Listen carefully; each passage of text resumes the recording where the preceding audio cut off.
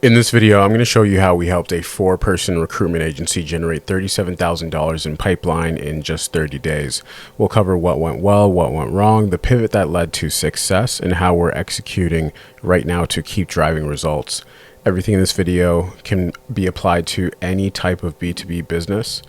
If you're struggling to get results with cold email, you'll definitely want to stick around until the end. Let's dive straight in. So here's the proof. I posted this case study interview recently with my client, so you can go watch that video. And I've also linked it here, and I'll link this. I'll put the link to this document in the description below. As for who I am, my name is Pablo Melandu. I'm the founder of Vintascale, which is a done-for-you lead generation agency. We specialize in cold email as our mechanism. We build custom cold email sales pipelines generated to get our clients high-quality B2B leads on demand. We send anywhere between 20 to 40,000 emails per month for ourselves and our clients. Now let's talk about where this entire situation started with this particular client. So this client is a recruitment agency. They're a small 4-person operation, right? And their business development was primarily being done via LinkedIn, cold DM, and cold email, although the cold email efforts were very minimal, and they were relying primarily on LinkedIn DMs for cold traffic and referrals for anything that was inbound or warm traffic. And they did have success working with several large companies in the past, some really notable companies that you would have probably heard of. The thing is, there was inconsistency in their lead generation and in their client acquisition, right? And so when we onboarded them, they didn't say no to the idea of getting more leads, right? And so I figured I could help them as well. So I came in and I mapped out a plan for them. And that sort of looked like this. And the biggest thing was getting volume, the volume of outreach higher, and getting at least one channel of outreach working first. So instead of splitting our efforts between LinkedIn DMs and cold email DMs and referrals and things like that, I just always believe that it's easier to just make one thing work if you just stick to it, figure out where it needs ironing out, where we're going right, where we're going wrong, so on and so forth. So, I specialize in cold email, and so I'm like, okay, we're going to make this thing work with cold email. Now, if they were going to have a fighting chance, they needed to at least be sending 500 cold emails per day at least. Even better if they could send 1,000, and even better if they could only focus on one channel to start, in order to build, like I said, process around that, as there are so many pieces to making an outreach channel actually work. Now, I've showed you guys this stuff in the past, but this is just our general starting framework for cold email, right? And you can see that this gets quite complicated. So we also mapped out all of the different roles we were going to go after in high intent campaigns. There's a few different styles of campaigns that we've listed here. So high intent campaigns, prospecting campaigns with fresh prospects, previously engaged prospects, previous successful clients and case studies, right? But these are the in-market buyers that we were going to go after. And this is a targeting map. I know you can't see this, but you get the idea. It's just a visual of who we were targeting. So there are a lot of people we were targeting, which was a good thing because it supported us in our goal of sending as many emails as possible to start and gather data. But it also meant that we had to be tactful and start to think about how we were going to balance personalization of the emails with the volume, so that it didn't sound like just mass pray and spray spam emails, right? Which is where I see a lot of folks go wrong. So our initial strategy. So we mapped out a strategy and a tactical plan for them, which underwent several changes within that month of working together. And we are still, at the time of this video recording, optimizing the campaign. So we are never not testing new things, right? So the biggest thing, again, is to ensure that we built the entire campaign around being able to send a sufficient amount of volume, a sufficient amount of emails. The verticals that we were going after were primarily in tech clients for them. But the good thing for them is they were not picky, right? And this is where I see a lot of agencies go wrong when they're first starting, is they're way too picky about who they want to target. And so they don't actually ever get any leads coming through. So they were versatile and able to take on the fulfillment of various verticals or clients in various verticals, allowing us to send more emails. So our targeting strategy, there are two things we were focused on once we built the initial infrastructure was, the targeting and the copy strategy. So with the targeting strategy and with the copy strategy, we should also say offer positioning. So and because the copy strategy is really just how we're positioning the offer, right? That's the main thing when it comes to the copy.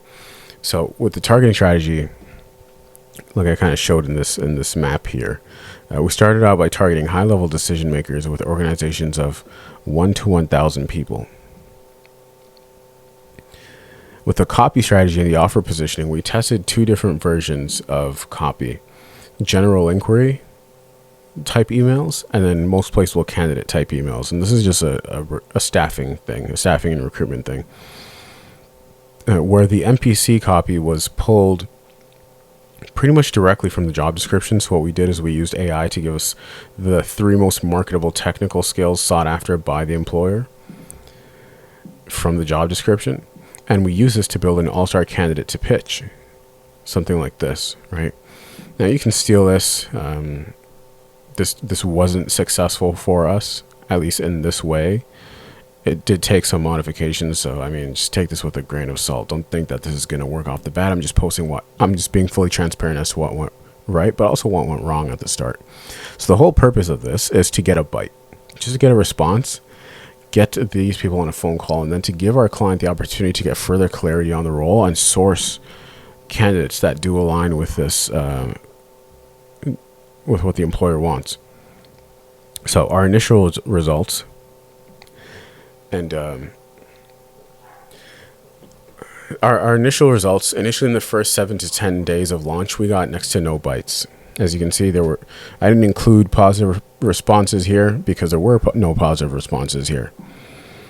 Our outreach volume was still way too low to come to any major conclusions. But after going in and reviewing the cause of the volume being too low, was because it was taking us way too long to go from sourcing the leads to adding them into the campaign.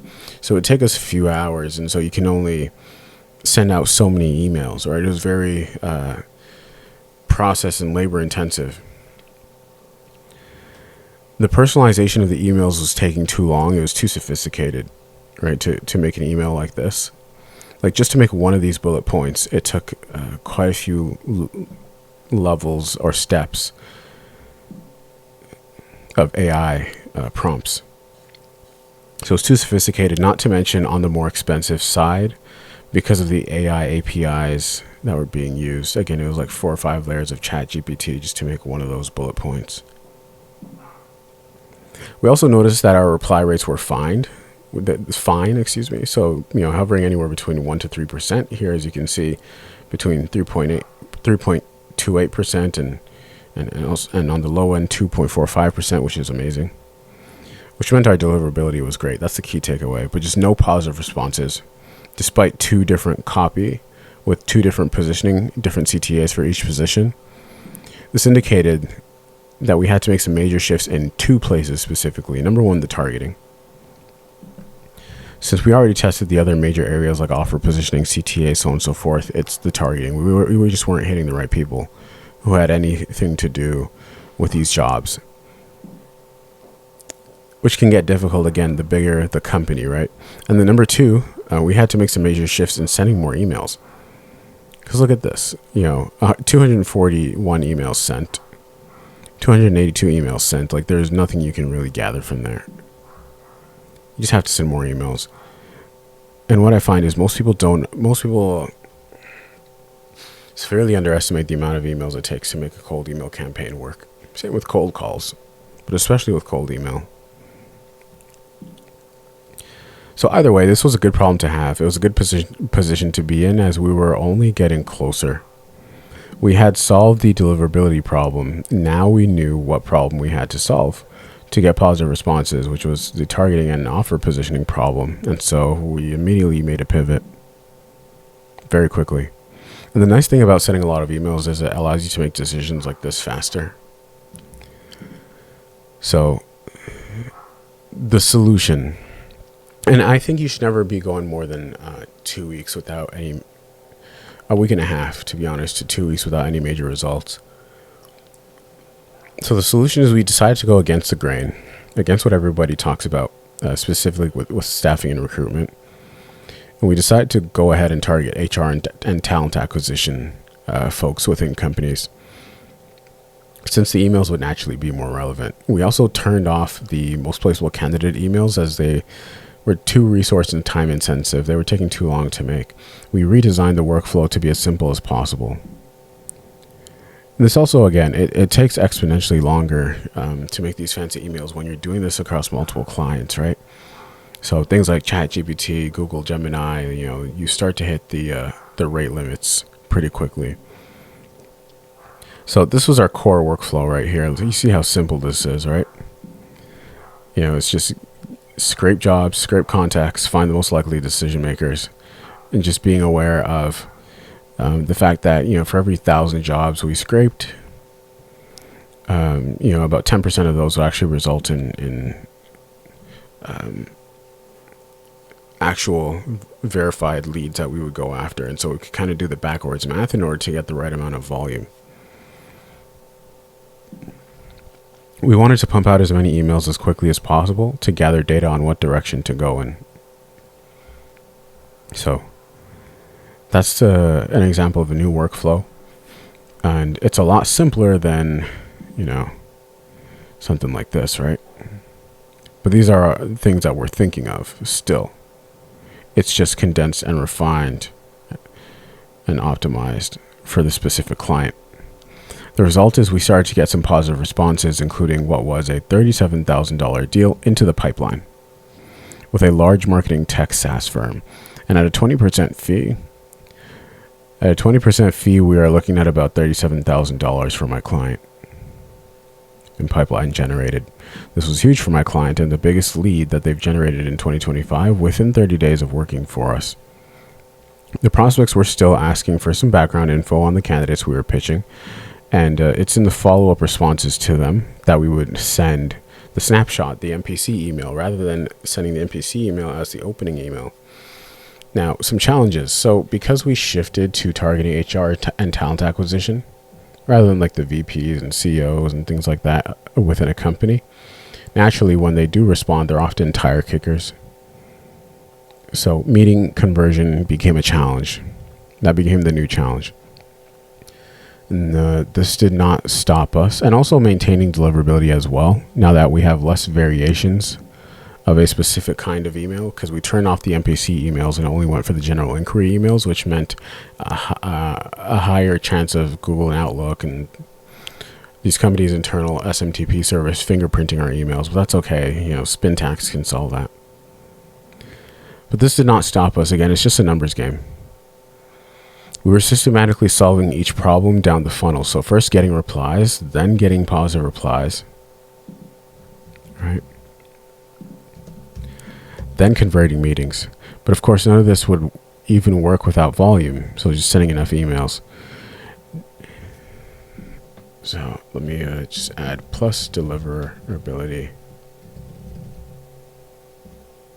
here. Now, next steps. So we're continuing to iron out this campaign as we speak, because email campaigns, just like ad campaigns, cold calling campaigns, they can never be optimized enough. With this amount of leads pumping through the funnel, your client is only bound to convert that pipeline and those deals into actual cash collected. So here's a secret to cracking cold email in 2025 that we found with this real-time data. Number one, send enough emails. Send more emails than you think. Number two, what you do outside of the emails and the cold outreach is almost just as important as what you do within the pipeline, meaning having a solid website or landing page, case studies, content, social presence, etc. is crucial. Our client did let us know that they saw a significant increase in web traffic the moment we started, like the day we started running their cold email campaigns. This is because the prospects we're reaching out to on our client's behalf are Googling our client. This is never not happening. So the same strategy that took this 4-person agency from inconsistent outreach to $37,000 in new pipeline in just 30 days will work for you. All you need to do is get enough volume at the top of the funnel. So at least 500 cold emails per day, ideally minimum 1,000. Optimize one channel first so you have a repeatable process before expanding. So optimize your LinkedIn DMs, or optimize cold email, or optimize cold calling. Stick to one, figure it out, then activate the other. Test relentlessly. So test your targeting, test your copy, test positioning until you find what sticks.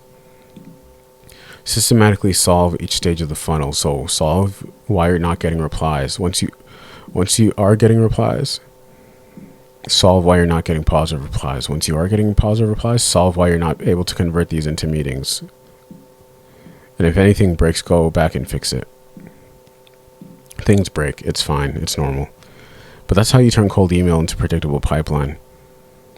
Now, you can try to piece this together yourself, building the infrastructure, sourcing and cleaning the leads, writing copy, setting up campaigns, managing deliverabilities, testing offers, fixing bottlenecks, all this stuff that you have to get right. You have to get every single individual box here correct. Or we can build and run the entire outbound engine for you, the entire cold email set up for you, completely done for you on a performance basis, meaning once your infrastructure is set up, you then only pay for the meetings we book. If you want results like this, like we got for this client, consistent qualified pipeline from cold email, book a call using the link below in the description. And to note, this is only for B2B businesses that are doing at least $20,000 a month in monthly recurring revenue with a defined ICP.